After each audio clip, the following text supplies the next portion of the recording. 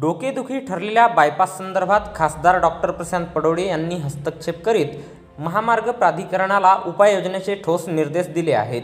भंडारा शहराला वळसा घालणाऱ्या नव्या बायपास मार्गामुळे वाहनधारक, पर्यटक आणि स्थानिक ग्रामस्थांना निर्माण झालेल्या समस्यांवर अखेर लोकप्रतिनिधींनी लक्ष घातले आहे।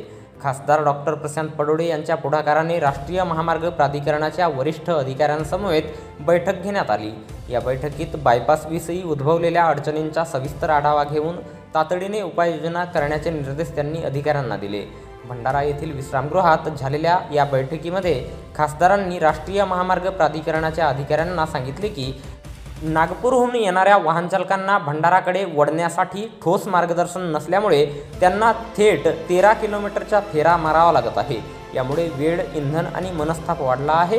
विशेषतः नागझिरा कोका अभयारण्याकडे जाणारे पर्यटक चुकीच्या मार्गाने जाऊन परत फिरत असल्याच्या तक्रारी वाढल्या आहेत।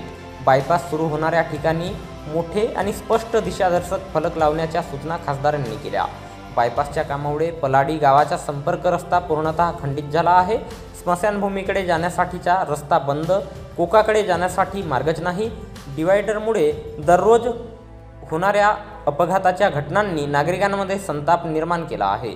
खासदार डॉक्टर प्रशांत पडोळे यांनी दिलेल्या निर्देशानुसार पलाडीजवळ अंडरपास, उड्डाणपूल आणि झेब्रा क्रॉसिंग कराव्यात असे सांगितले आहे। या राष्ट्रीय महामार्गाच्या दोन्ही बाजूने स्थित गावातील पारंपरिक रस्ते अडथळाग्रस्त झाल्यामुळे शेतकरी, विद्यार्थी, रुग्ण, महिला आणि वृद्ध नागरिक यांना सुरक्षिततेचा प्रश्न भेडसावत आहे।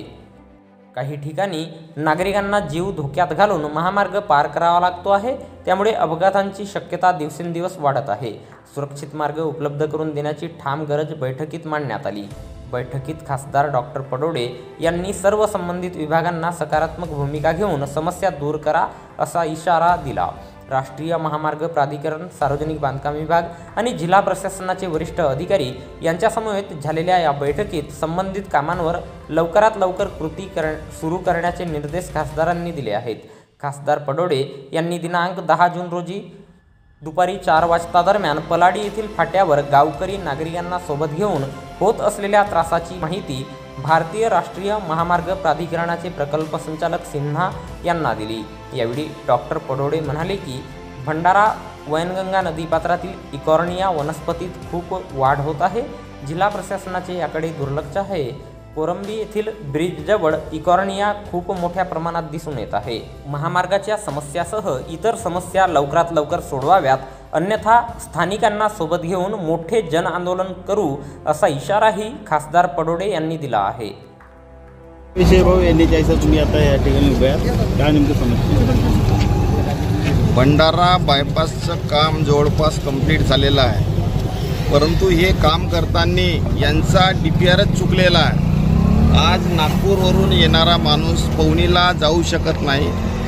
आज साकोलीवरून येणारा माणूस या कोक्याला जाऊ शकत नाही। तुम्ही बघत असाल इथं रोडच यांनी दिलेला नाही आहे। इथं मेडिकल कॉलेज आहे, इथं RTOचं ऑफिस आहे। मेडिकल कॉलेजमध्ये येणाऱ्या काळामध्ये 10,000 लोक पर डे लोक इथे येणार आहेत आणि ते कसे येतील? मागील 7 दिवसामध्ये 2 ॲक्सिडेंट झाले, 2 लोक इथं मरण पावले। याला जिम्मेदार कोण आहे? आज याचं परमनंट सोल्युशन झालं पाहिजे।